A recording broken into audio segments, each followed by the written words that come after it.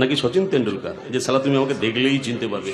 দেখো আমাকে তুমি তোমার উপকারী প্রতিবেশী ভাবতে পারো। কি বললাম? উপকারী প্রতিবেশী। দেখো তোমার দিদিকে নিয়ে এই নিশিগঞ্জে যা ঘটনা ঘটে গেছে চারিদিকে একেবারে কিন্তু কি করবে বলো ভাই? এটা জানি তোমার দিদির যদিও কোনো দোষ নেই, কিন্তু কি করবে বলো ভাই? সবই কপাল। আচ্ছা তারপর শুনলাম তোমার দিদি নাকি ওই সরকারি পুলিশের চাকরিটা ছেড়ে দিয়েছে। তা তোমাদের এখন চলবে কি করে? হ্যাঁ, বাবাই আমাদের এখন একমাত্র ভরসা। তোমার বাবা মনোহর বাবু উনি তো আবার আদালতে মিথ্যে সাক্ষী দেওয়ার কাজ করেন।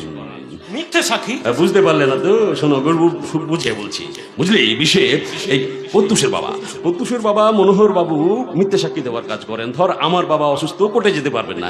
এবার এই প্রত্যুষের বাবা মনোহর বাবু আমার বাবার সাথে কোর্টে গিয়ে টাকার বিনিময়ে জজ সাহেবের সামনে যা বলতে বলবো তা সব বলে দেবে।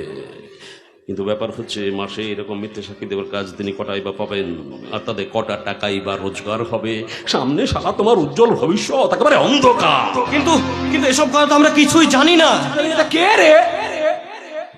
তখন তো তোমাদের ঘরে পুলিশ ছিল। মানে তোমার দিদি এ তো বাঘের ঘরে ঘোঘের বাসা। হ্যাঁ, তা অবশ্য ঠিক। এখন যে আমাদের কিভাবে চলবে? আমার কাছে কাজ করবে। কাজ? কাজ পরে জানতে পারবে। মাসে মাইনে পাবে 2 লাখ টাকা। আর তার সঙ্গে পাবে